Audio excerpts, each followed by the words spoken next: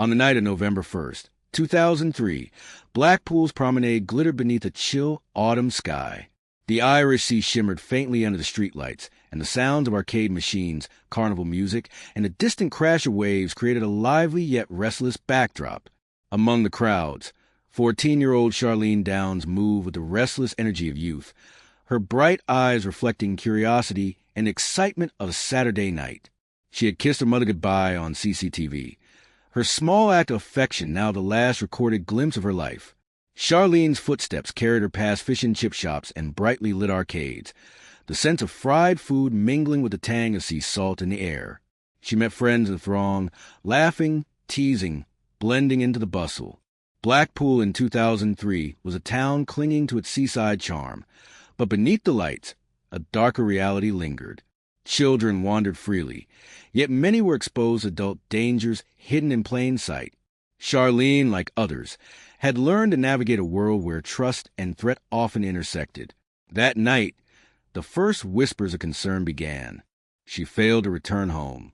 Initially, her absence was treated as a typical teenage runaway scenario. Police records show reports were lodged quickly, yet early responses were shaped by assumptions about her behavior.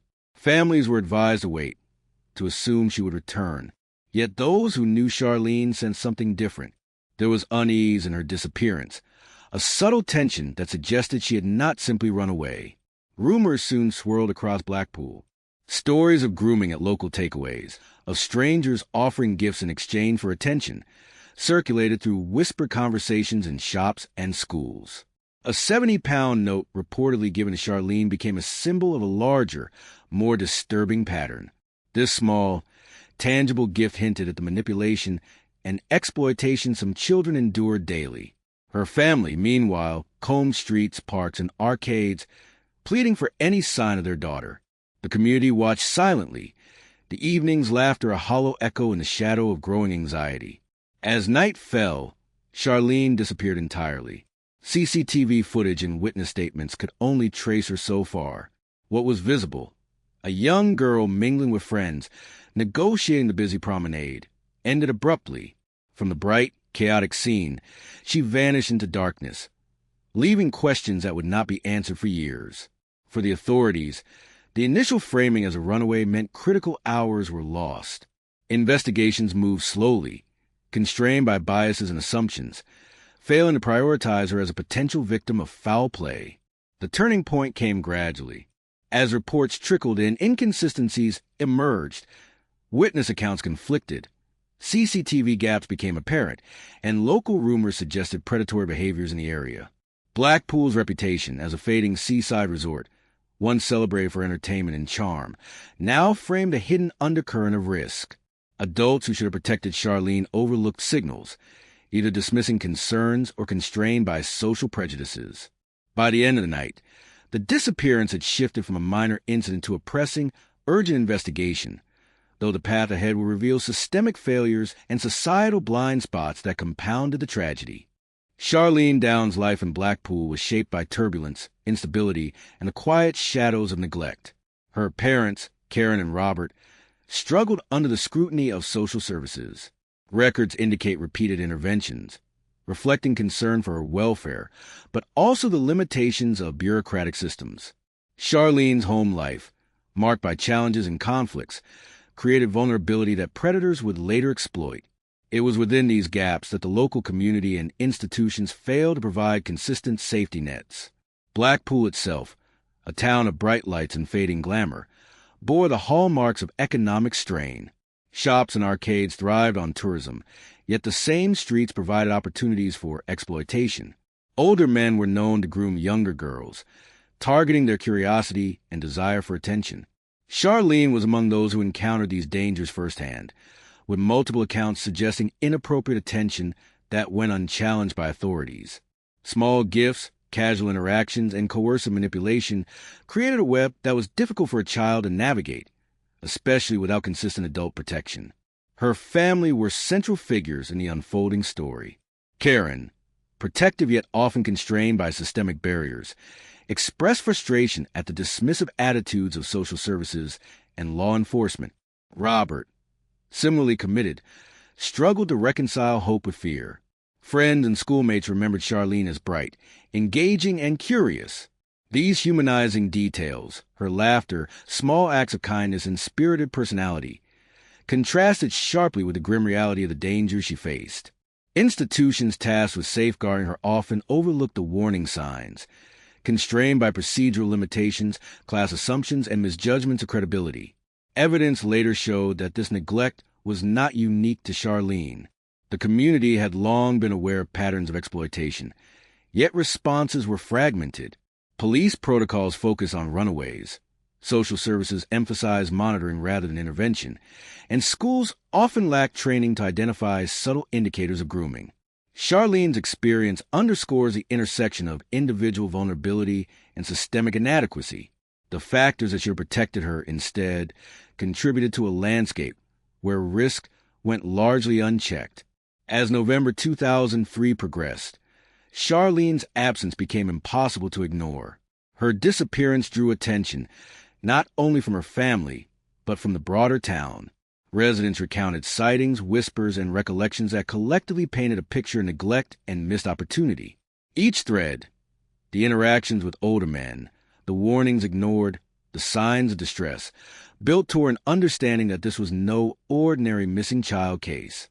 By contextualizing Charlene's life and environment, investigators began to trace the broader dynamics at play.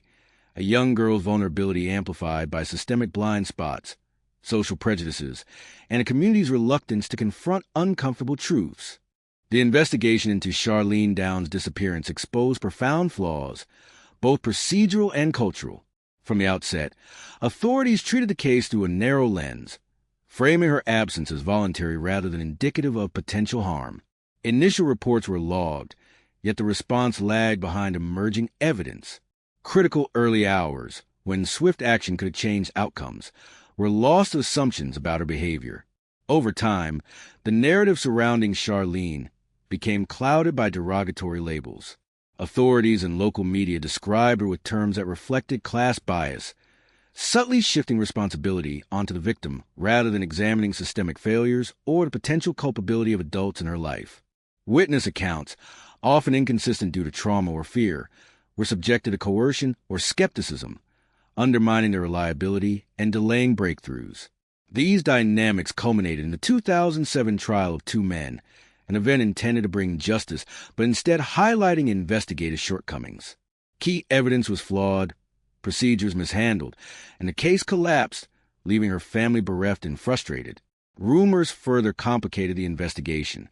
One particularly pervasive story suggested Charlene's body had been processed into kebabs sold locally, a notion both horrific and demonstrably false. Yet the persistence of such claims speaks to the climate of fear and speculation that surrounded her disappearance. Inaccurate narratives distracted from factual lines of inquiry, consuming resources and attention while undermining public confidence. Families endured public scrutiny and invasive conjecture, illustrating the broader societal failure to protect the vulnerable and respect the grieving process. Beyond procedural mistakes, the investigation highlighted gaps in understanding grooming and exploitation.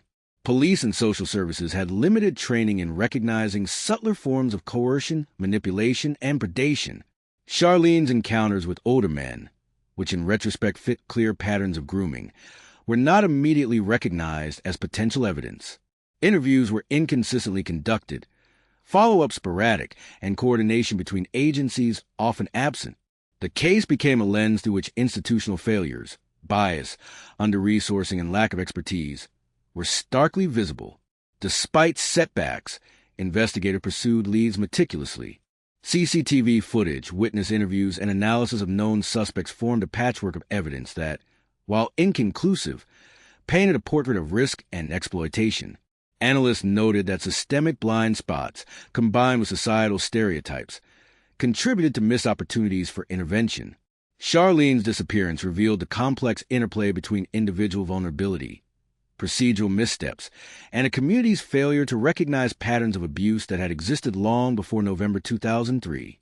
In the years following Charlene's disappearance, Blackpool and her family sought closure in the face of uncertainty. Vigils were held, small and intimate gatherings that allowed community members to express grief, solidarity, and hope. A 100,000-pound reward was offered, yet the tangible results were limited, highlighting the challenges of sustaining investigative momentum in cases that linger unresolved. For Karen and Robert Downes, the human toll was profound. Everyday life was punctuated by reminders of absence, with holidays, school milestones, and casual conversations shadowed by loss. Public discourse, often insensitive or sensationalized, intensified their grief. Extremist groups attempted to hijack narratives, demonstrating how tragedies can be exploited in broader societal debates. Yet within these dark currents, acts of compassion endured. Friends, neighbors, and local organizations offered support, reaffirming the importance of collective empathy. 2 decades later, media attention returned via a podcast dedicated to re-examining her disappearance. The series not only renewed public interest, but applied modern investigative techniques to unresolved questions. Through interviews, archival review, and careful reconstruction, the podcast illuminated previously overlooked details, fostering hope that renewed scrutiny might lead to answers. Families engaged with this resurgence cautiously, balancing optimism with the weight of prior disappointments. Community reforms also emerged in response to the case. Blackpool authorities, alongside national agencies, began to revisit child detection protocols, particularly regarding grooming and exploitation. The tragic case catalyzed discussions about systematic improvements, training for police officers, better interagency communication, and clearer protocols for handling vulnerable youth. Charlene's disappearance became a symbol not only of loss, but the urgent need for institutional reflection and change. The emotional landscape remained complex. Survivors, families, and advocates navigated grief interwoven with advocacy. Personal stories emerged. Recollections of kindness from neighbors, acts of bravery by local youth, and the resilience of her parents. These narratives underscore the human capacity to seek meaning, to honor those lost while striving to prevent recurrence. The echoes of that night in 2003 reverberated through Blackpool, a reminder of both failure and the potential for progress when communities confront uncomfortable truths. Charlene Downes' disappearance left an indelible mark on Blackpool and the broader conversation around child exploitation. Lessons drawn from her case emphasize vigilance, education, and systemic accountability. Authorities now recognize the importance of swift, unbiased action in missing child cases, and public awareness campaigns have sought to arm communities against grooming behaviors that once went unnoticed. Memorials and tributes keep her memory alive. Local initiatives, commemorations, and small-scale scholarships reflect a collective desire to honor her life rather than dwell solely on tragedy. Karen and Robert Downes have become voices advocating for reform, engaging with policymakers, journalists, and activists to ensure that no child's disappearance is minimized or dismissed. Their perseverance has inspired broader discourse, prompting reflection on societal responsibilities toward children at risk.